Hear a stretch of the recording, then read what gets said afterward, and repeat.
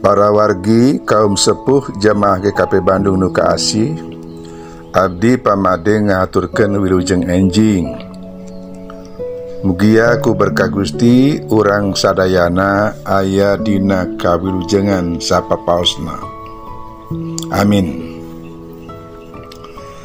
Para wargi dina sapalansia enjing ieu sumangga sasarengan urang ngupingkeun pedaran hiji hal anu di jejeran hirup nu ngahasilkeun buah. Ieu dumasar kana aosan kitab suci Injil Yohanes pasal 15 ayat kahiji dugi ka ayat ke-10. Pangjajab. Para wargi sepros kauninga patani anu melak bumbuahan tangtos ngaharepkeun hasil anu sae dina tanina. Sabab kanggo anu tani mah bisa disebarkeun hasil upami pepelakanana ngahasilkeun buah sakumaha anu diharepkeunana. Daun anu hejo ngemploh moal disebutkeun hasil upami eta pepelakan teh buahna henteu leubet. Patani anu ngaharep kenging hasil anu sae bakal ngarobea pepelakanana sangkan hasilna mucekil. Tapi sok aya wae pepelakan anu dirawat hade-hade weleh teu ngahasilkeun buah oge. Upami geus kitu, naon anu dilakukeun ku patani anu ngurus eta pepelakan teh? Tiasa janten diberak deui sugan hiji mangsa aya hasilna. Tapi upami angger wae teu ngahasilkeun buah, tiasa janten eta pepelakan teh dituar. Kumaha sareng kahirupan urang para wargi? Gusti ngersakeun sangkan urang ngamilik hirup anu ngahasilkeun buah-buah kahirupan anu matak mangpaat kanggo jalmi-jalmi sanes. Jalmi anu percanten ka Gusti kedah ngahasilkeun buah. Sekali deui, jalmi anu percanten ka Gusti kedah ngahasilkeun buah. Pengersana Gusti Yesus mah sangkan setiap jalmi anu percanten ka mantenna tiasa ngahasilkeun buah anu sae dina kahirupanana.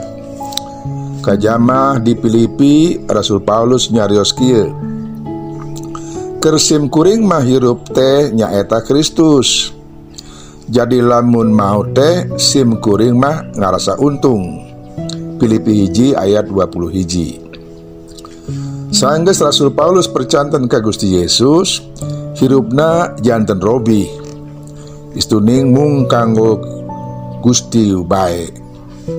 Pangalaman petepang sareng Gusti Yesus ngajantenkeun anjeunna ngamilik kayakinan anu pengku.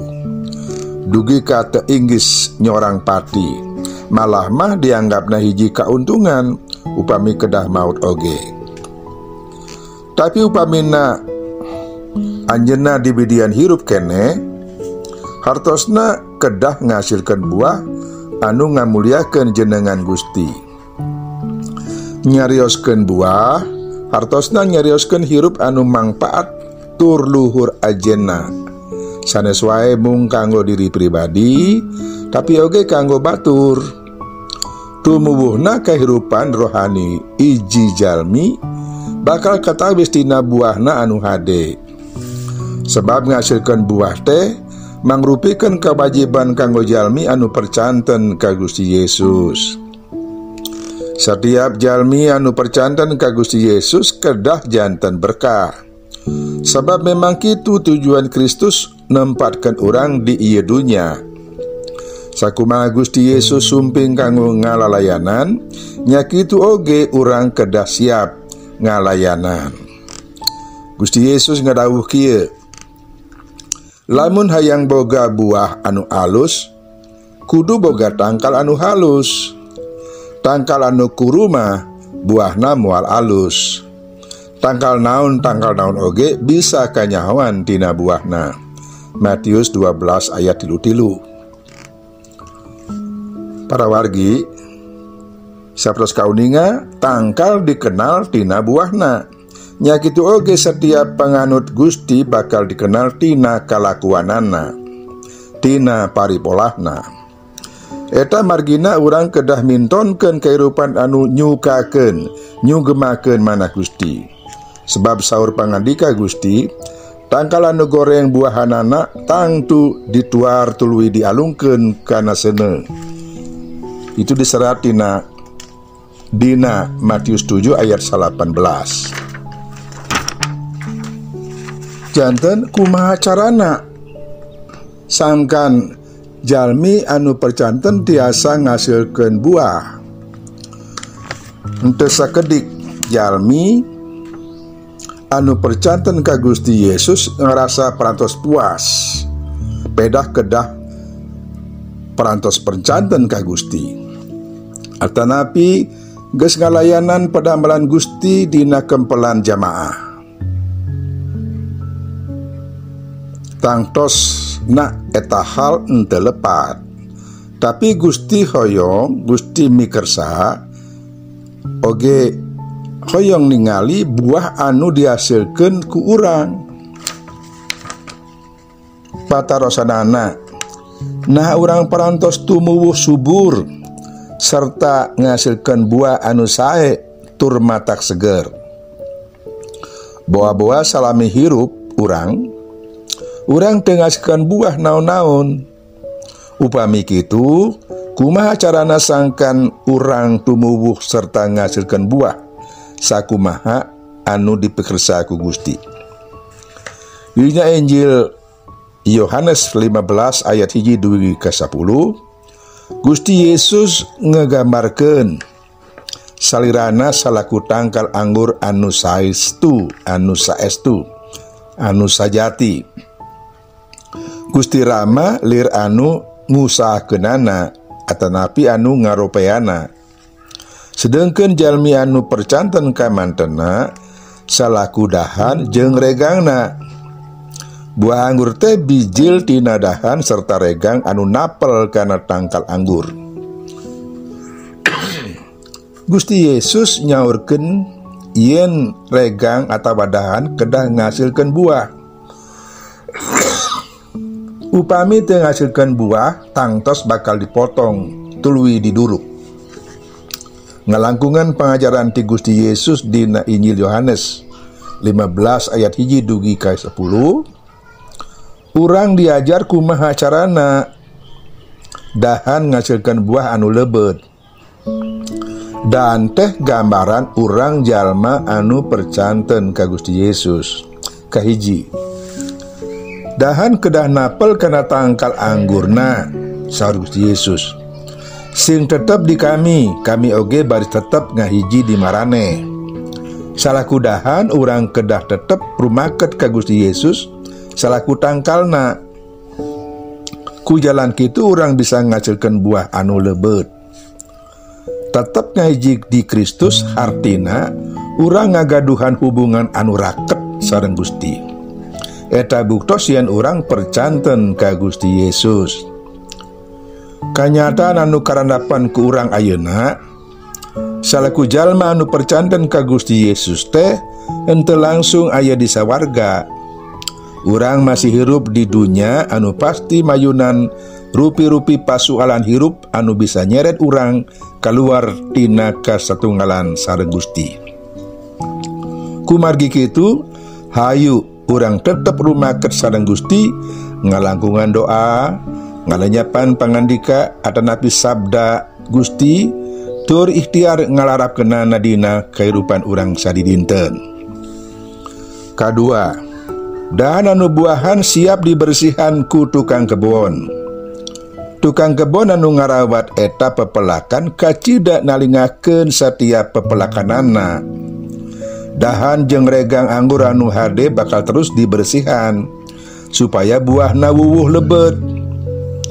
Anu goreng jeung taya buahan mah pasti dipiceun serta tuluy didurup. Nya kitu oge salaku dahan anu buahan, urang bakal diberesihan supaya hasilna buwuh lebet. Bisa jadi waktu diberesihan teh urang ngerasa nyeri, tapi eta kedah dilakukan supaya hasil buahna langkung seueur tur sae.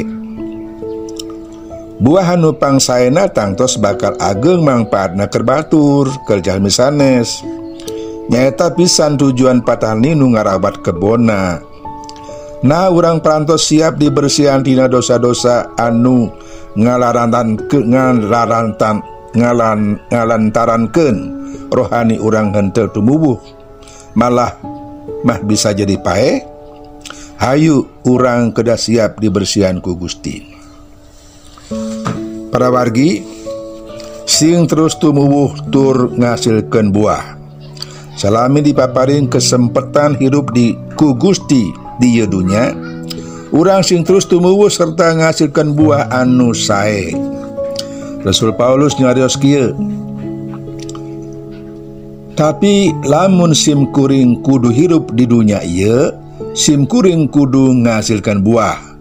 Filipi 1 ayat 22. Memang seueur anu jadi musababna urang teu ngasilkan buah.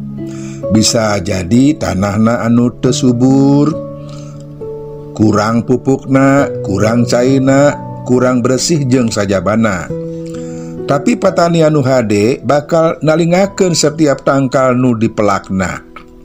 Sanajan teu ngasilkeun buah dina waktuna, bisa jadi eta tangkal masih keneh diurus.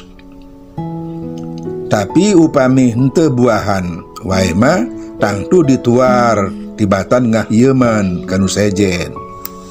Urang kedah sadar yen upami Gusti Yesus maparin kesempatan hirup kanggo urang, maksana supaya urang ngasilkeun buah anu langkung sae sangkan karaos ku seueur jalmi. Ku jalan kitu jenengan Gusti dimuliakeun. Saur Gusti Yesus, kamuliaan ama kami bakal tembong lamun maraneh nu jadi dahan-dahan baruahan lebet, serta kulantaran kitu maraneh jadi murid-murid kami. Terus kaunggel dina Yohanes 15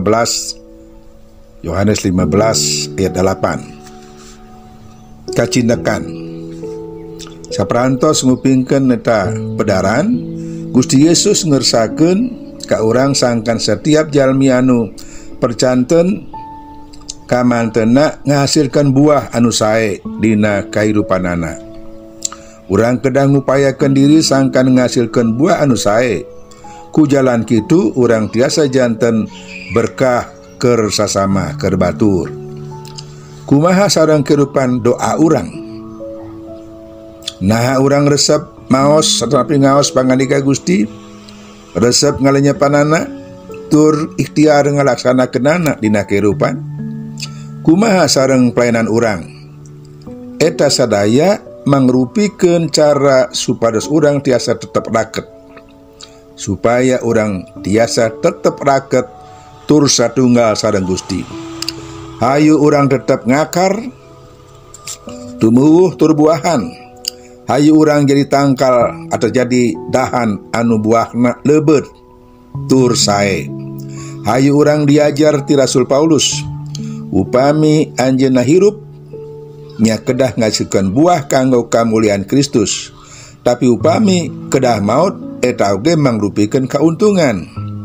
Urang kedah siap dibersihan dina dosa-dosa anu janten penghalang antar urang sareng Gusti. Sabab di luar Gusti Yesus mah urang moal tiasa ngasilkeun naon-naon.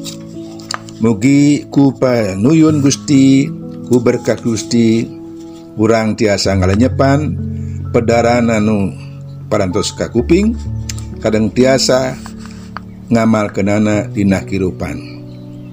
Gusti ngaberkahan. Amin. Sumangga urang neneda. Nun ama anu linggih di sawarga, atur nuhun danget ieu abdi parantos rengse ngupingkeun pedaran perkawis kumaha kedahna janten jalmi anu tiasa hirup buahan kanggo kamuliaan Gusti. Mugi ama maparing si petulung Sangkan abdi tiasa mintonkeun laku lampah anu ngamuliakeun Gusti sareng janten berkah kanggo sadaya sasama. Dilebat kasihan Gusti Abi Yesus Kristus, abdi muji syukur sareng neneda. Amin.